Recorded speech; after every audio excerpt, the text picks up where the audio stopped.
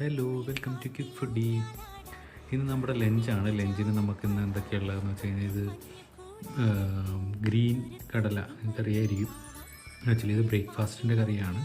പിന്നെ ഞാൻ ചോറിൽ കുറച്ച് രസം ഒഴിച്ചിട്ടുണ്ട്.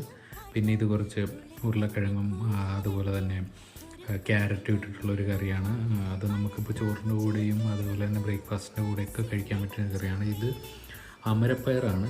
എനിക്കറിയില്ല എത്ര പേര് ഇത് യൂസ് ചെയ്യാറുണ്ടെന്ന്. ഞങ്ങളുടെ വീട്ടിൽ സ്ഥിരമായിട്ടുണ്ടാകുന്നൊരു കറിയാണിത്. മിക്ക ദിവസങ്ങളിലും ഉണ്ടാകുമ്പോൾ നല്ലോണം ഒരു മെഴുക്കുവരട്ടി പോലെ ഉണ്ടാക്കിയെടുത്താൽ അത് കഴിക്കാൻ നല്ല ടേസ്റ്റാണ്.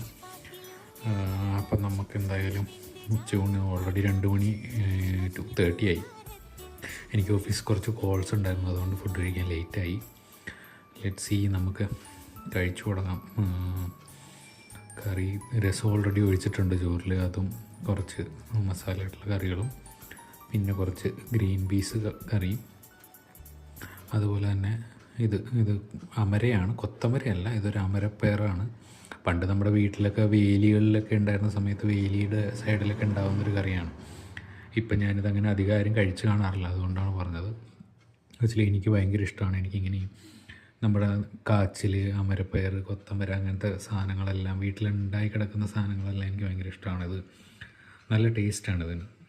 അപ്പോൾ ഇങ്ങനത്തെ വെറൈറ്റി കറികളും ഒക്കെ ആയിട്ട് വീണ്ടും കാണാം. Please like and subscribe. അപ്പോൾ നമ്മളുടെ അപ്ലോഡ് ചെയ്യുന്ന വീഡിയോസ് എല്ലാം നിങ്ങളിലേക്ക് എത്തിച്ചേരുന്നതാണ്. Bye bye.